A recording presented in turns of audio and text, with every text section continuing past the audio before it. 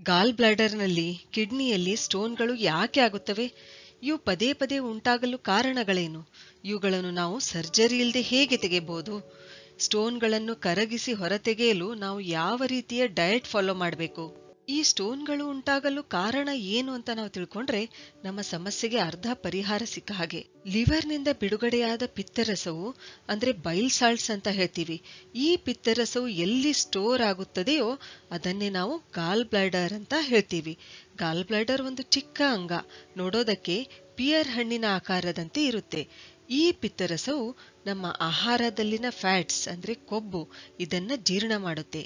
ನಾವು ಊಟ ಮಾಡಿದಾಗ ಗಾಲ್ ಬ್ಲಾಡರ್ಗೆ ಪಿತ್ತರಸ ಅಂದ್ರೆ ಬೈಲ್ ಬಿಡುಗಡೆ ಮಾಡಲು ಸಿಗ್ನಲ್ ಹೋಗುತ್ತೆ.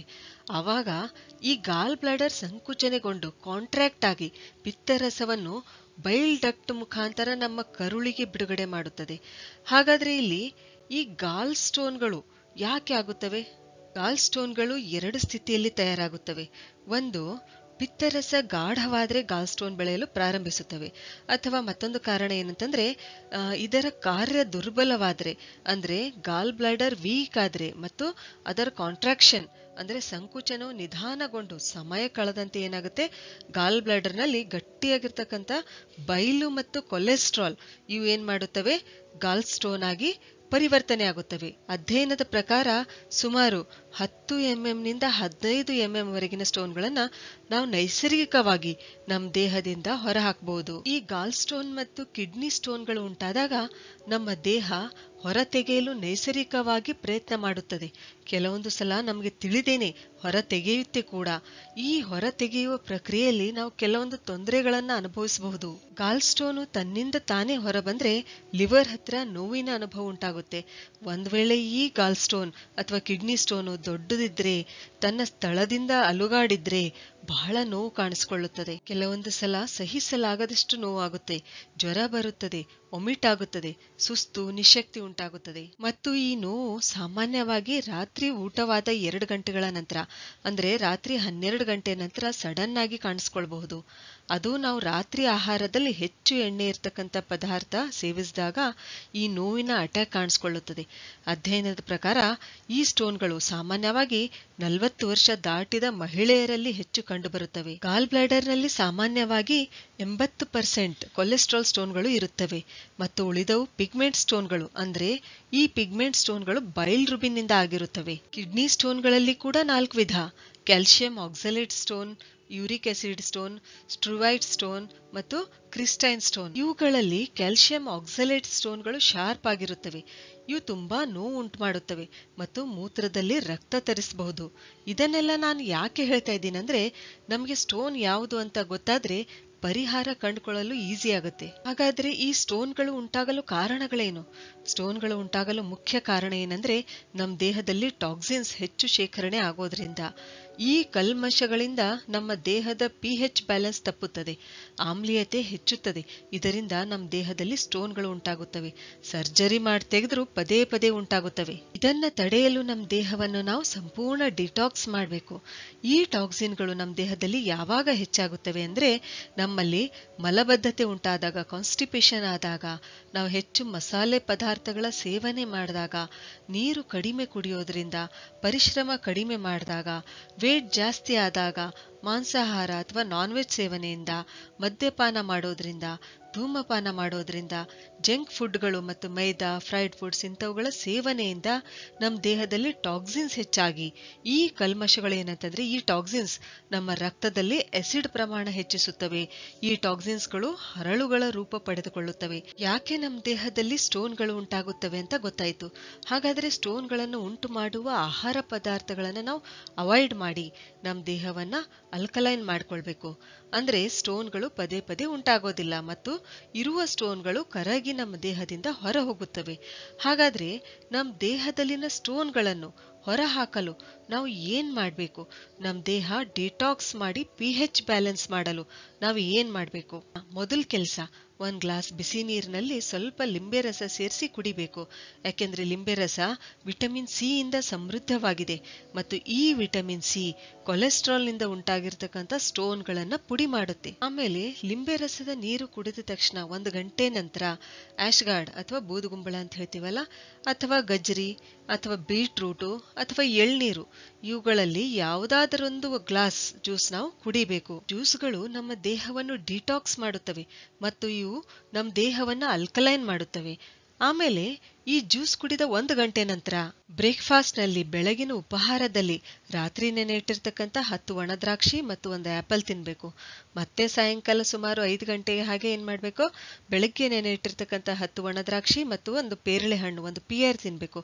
ಇದು ದಿನನಿತ್ಯ ಕಂಪಲ್ಸರಿಯಾಗಿ ತಿನ್ಬೇಕು. ಒಂದು ವೇಳೆ ಮಧುಮೇಹ, ಸಕ್ಕರೆ ಕಾಯಿಲೆ, ಡಯಾಬಿಟಿಸ್ ಇದ್ರೆ ಒಣದ್ರಾಕ್ಷಿ ಬದಲಾಗಿ 3 ಅಂಜೀರ್ ಹಣ್ಣು ಅಂದ್ರೆ ಡ್ರೈ ಫಿಗ್ ಏನಂತ ಹೇಳ್ತೀವಿ ಅದನ್ನ ರಾತ್ರಿ ನೆನೆ ಇಡಬೇಕು, ಬೆಳಗ್ಗೆ 1 ಆಪಲ್ ಜೊತೆ ತಿನ್ಬೇಕು. ಮತ್ತೆ ಬೆಳಗ್ಗೆ ನೆನೆ ಇಟ್ಟು ಸಾಯಂಕಾಲ ಏನ್ ಮಾಡ್ಬೇಕು, 3 ನೆನೆ ಇಟ್ಟಿರ್ತಕ್ಕಂಥ ಅಂಜೀರ್ ಹಣ್ಣು ಮತ್ತು 1 ಪೇರಳೆ ಹಣ್ಣು, ಪಿಯರ್ ಹಣ್ಣನ್ನ ತಿನ್ಬೇಕು. ಇಲ್ಲೇನ್ ಮಾಡುತ್ತೆ, ಅಂಜೀರು ಶುಗರ್ ಅನ್ನು ಕೂಡ ಕಂಟ್ರೋಲ್ ಮಾಡುತ್ತೆ ಇದು. ಆಮೇಲೆ ದಿನಕ್ಕೆ 1 ಸಲ ಖಾಲಿ ಹೊಟ್ಟೆ ಇದ್ದಾಗ ಅಥವಾ ಊಟವಾಗಿದ 3 ಗಂಟೆಗಳ ನಂತರ ನಾವೇನ್ ಮಾಡ್ಬೇಕು, ಹಾಟ್ ಮತ್ತು ಕೋಲ್ಡ್ ಥೆರಪಿಯನ್ನ ಮಾಡಬೇಕು. ಅಂದ್ರೆ ಗರಂ ಪಟ್ಟಿ ಅಂತ ಏನ್ ಹೇಳ್ತೀವಲ್ಲ ಅದನ್ನ ಮಾಡ್ಬೇಕು. ಇಲ್ಲಿ ಏನ್ ಮಾಡ್ಬೇಕಂದ್ರೆ ಬಿಸಿ ನೀರಿನಿಂದ ತುಂಬಿರ್ತಕ್ಕಂಥ ಹಾಟ್ ಬ್ಯಾಗ್ ಅನ್ನ ತೆಗೆದುಕೊಳ್ಬೇಕು. ಈ ಹಾಟ್ ಬ್ಯಾಗ್ ಅನ್ನು 3 ನಿಮಿಷದವರೆಗೆ ನಮ್ಮ ಹೊಟ್ಟೆಯ ಮೇಲೆ ಇಡಬೇಕು. ಆಮೇಲೆ ತಕ್ಷಣ ಏನ್ ಮಾಡ್ಬೇಕು, 1 ನಿಮಿಷ ತಣ್ಣೀರಿನಲ್ಲಿ ಅದ್ದಿರ್ತಕ್ಕಂಥ ಟವೆಲು ನಮ್ಮ ಹೊಟ್ಟೆ ಮೇಲೆ ಹಾಕ್ಬೇಕು. ಈ ರೀತಿಯಾಗಿ 3 ನಿಮಿಷ ಬಿಸಿ ಮತ್ತು 1 ನಿಮಿಷ ತಂಪು, ಹೀಗೆ ಏನ್ ಮಾಡ್ಬೇಕು, ನಾವು 4 ರೌಂಡ್ ಮಾಡ್ಬೇಕು. ದಿನಕ್ಕೆ 1 ಸಲ ಹೀಗೆ ಮಾಡ್ಬೇಕು, ನಾವು ಕಂಪಲ್ಸರಿಯಾಗಿ ಮಾಡ್ಬೇಕು. ಇದರಿಂದ ಏನಾಗುತ್ತೆ, ನಮ್ಮ ಬೈಲ್ ಡಕ್ಟ್ ರಿಲ್ಯಾಕ್ಸ್ ಆಗಿ ಸ್ಟೋನ್ ಹೊರಬರಲು ಈಸಿ ಆಗುತ್ತೆ. ಈ ಹಾಟ್ ಮತ್ತು ಕೋಲ್ಡ್ ಥೆರಪಿ ಜೊತೆ ನಾವ್ ಏನ್ ಮಾಡ್ಬೇಕು, ಫ್ರೆಶ್ ವಾಟರ್ ಎನೆಮಾ ಅಂತ ಹೇಳ್ತೀವಿ, ಇದನ್ನ ತೆಗೆದುಕೊಳ್ಳೋದ್ರಿಂದ ಗಾಲ್ ಬ್ಲಾಡರ್ ನಲ್ಲಿ ಪಿತ್ತಸ್ರಾವ ಏನಾಗುತ್ತೆ ಅಲ್ಲ ಅದರ ವೇಗ ಹೆಚ್ಚುತ್ತದೆ. ಯಾವ ಕೆಲಸ ಸ್ಲೋ ಆಗಿತ್ತು ಅದು ಸ್ಪೀಡ್ ಆಗಿ ಹೊರ ಹೋಗಲು ಸಹಾಯ ಮಾಡುತ್ತದೆ. ಕಿಡ್ನಿ ಸ್ಟೋನ್ ಇದ್ದಾಗ ನಾವು ಮಾಡಬೇಕಾದ ಮತ್ತೊಂದು ಕೆಲಸ ಏನಂದ್ರೆ ಕಾಡು ಬಸಳೆ, ಇದರ ಎಲೆ ಏನ್ ಮಾಡ್ಬೇಕು, ನಾವು ಇಲ್ಲಿ ಬಳಸಬೇಕು.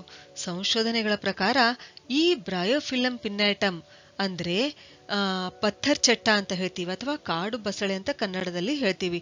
ಇದರ ಎಲೆಗಳೇನಿದಾವಲ್ಲ ಇವು ಕಿಡ್ನಿ ಸ್ಟೋನ್ಗಳಿಗೆ ಮತ್ತು ಗಾಲ್ ಸ್ಟೋನ್ಗಳಿಗೆ ಅದ್ಭುತವಾದ ಔಷಧಿ ಅಂತ ಸಾಬೀತಾಗಿದೆ.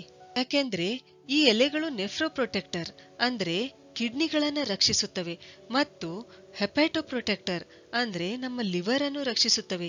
ಈ ಎಲೆಗಳ ಸರಿಯಾದ ಪ್ರಮಾಣದಲ್ಲಿ ಸೇವನೆಯಿಂದ ಲಿವರ್ ಅನ್ನು ಶುದ್ಧೀಕರಿಸುವುದರ ಜೊತೆಗೆ ಕಿಡ್ನಿಯ ಸಮಸ್ಯೆಗಳನ್ನು ನಿವಾರಣೆಯಾಗುತ್ತವೆ. ಯೂರಿಕ್ ಆಸಿಡ್ ಪ್ರಮಾಣ ಹೆಚ್ಚಾದಾಗ, ಯೂರಿಯಾ ಸರಿಯಾಗಿ ವಿಸರ್ಜನೆ ಆಗದೆ ಇದ್ದಾಗ, ಕೈಕಾಲು ಬಾವು ಬಂದಾಗ, ಮೂತ್ರದಲ್ಲಿ ಆಲ್ಬುಮಿನ್ ವಿಸರ್ಜನೆ ಆದಾಗ ನಮ್ಮ ಕಿಡ್ನಿಗಳಲ್ಲಿ ಸ್ಟೋನ್ ಇರುವ ಸಾಧ್ಯತೆಗಳಿರುತ್ತವೆ. ಆಲ್ರೆಡಿ 4 ವಿಧವಾದ ಕಿಡ್ನಿ ಸ್ಟೋನ್ಗಳ ಬಗ್ಗೆ ಹೇಳಿದ್ದೀನಿ. ಇವುಗಳಲ್ಲಿ ಕ್ಯಾಲ್ಸಿಯಂ ಆಕ್ಸಲೇಟ್ ಸ್ಟೋನ್ಗಳನ್ನ ಈ ಪತ್ಥರ್ ಚಟ್ಟ ಎಲೆಗಳು ಹೊರತೆಗೆಯುತ್ತವೆ. ಅಷ್ಟೇ ಅಲ್ಲ, ಕ್ರಿಯೇಟಿನಿನ್ ಲೆವೆಲ್ ಹೆಚ್ಚಾದಾಗ, ಆಲ್ಬುಮಿನ್ ವಿಸರ್ಜನೆ ಆಗುತ್ತಿರುವಾಗ, ಯೂರಿಯಾ ಹೆಚ್ಚಾದಾಗ ಈ ಎಲೆಗಳು ಪ್ರಮುಖ ಪಾತ್ರ ನಿರ್ವಹಿಸುತ್ತವೆ. ಇಲ್ಲಿ ನಾವು ಮಾಡಬೇಕಾಗಿರೋದಿಷ್ಟೇ, 1 ರಿಂದ 2 ಸಣ್ಣ ಎಲೆಗಳನ್ನ ಖಾಲಿ ಹೊಟ್ಟೆಯಲ್ಲಿ ಡೈರೆಕ್ಟ್ ಆಗಿ ತಿನ್ನಬಹುದು ಅಥವಾ ನೀರಿನಲ್ಲಿ 1 ಗ್ಲಾಸ್ ನೀರಿನಲ್ಲಿ ಕುದಿಸಿ ಅದು 1/4 ಕಡಿಮೆ ಆಗ್ಬೇಕು, ನೀರು ಕುದ್ದು ಆ ನೀರನ್ನ ಸೋಸಿಕೊಂಡು ಕುಡಿಬೇಕು. ಆಮೇಲೆ ಈ ಎಲೆಗಳ ಚಟ್ನಿ ಅಥವಾ ಪೇಸ್ಟ್ ಮಾಡಿ ಕೂಡ ನಾವು ಇದನ್ನ ತಿನ್ನಬಹುದು. ಇದನ್ನ ಬಳಸುವಾಗ ಇದರಲ್ಲಿ 2 ಕಾಳು ಕರಿಮೆಣಸು ಅಂದ್ರೆ ಬ್ಲಾಕ್ ಪೆಪ್ಪರ್ ಅಂತ ಏನ್ ಹೇಳ್ತೀವಲ್ಲ ಅದನ್ನ ಹಾಕಿದ್ರೆ ಒಳ್ಳೆಯದು. ಇದರಿಂದ ಏನಾಗುತ್ತೆ, ಕೆಲವೇ ದಿನಗಳಲ್ಲಿ ಕಿಡ್ನಿ ಸ್ಟೋನ್ ಅನ್ನು ಕರಗಿಸಿ ಹೊರಹಾಕಲು ಸಹಾಯ ಮಾಡುತ್ತೆ ಈ ಪತ್ಥರ್ ಚಟ್ಟ. ಇದು ಹೆಪಾಟೋ ಪ್ರೊಟೆಕ್ಟರ್ ಆಗಿರೋದ್ರಿಂದ ಇದು ಬೈಲ್ ರುಬಿನ್ ಲೆವೆಲ್ ಕೂಡ ಮೇಂಟೈನ್ ಮಾಡುತ್ತೆ, ಬೈಲ್ ಕ್ವಾಲಿಟಿ ಇಂಪ್ರೂವ್ ಮಾಡುತ್ತೆ. ಇದರಿಂದ ಗಾಲ್ ಸ್ಟೋನ್ಗಳು ಕರಗುವ ಸಾಧ್ಯತೆಗಳು ಹೆಚ್ಚು. ಆದರೆ ಈ ಎಲೆಗಳನ್ನ 1 ರಿಂದ 2 ಮಾತ್ರ ಸೇವಿಸಬೇಕು. ಇದಕ್ಕಿಂತ ಹೆಚ್ಚು ಸೇವಿಸಿದ್ರೆ ರಿಸರ್ಚ್ ಪ್ರಕಾರ ಇದರಲ್ಲಿರ್ತಕ್ಕಂಥ 9 ರಿಂದ 10 ಆಲ್ಕಲಾಯ್ಡ್ಗಳು ಒಂಥರ ನಶೆಯನ್ನು ಉಂಟು ಮಾಡುತ್ತವೆ, ಅಡಿಕ್ಟ್ ಮಾಡುತ್ತವೆ. ಸ್ಟೋನ್ಗಳನ್ನು ಹೊರಹಾಕಲು ನಮ್ಮ ಡಯಟ್ ಹೇಗಿರಬೇಕು, ಡಯಟ್ ನಲ್ಲಿ ಏನೇನು ಅವಾಯ್ಡ್ ಮಾಡಬೇಕು ಅಂತ ಆಲ್ರೆಡಿ ಚರ್ಚೆ ಮಾಡಿದ್ದೇವೆ.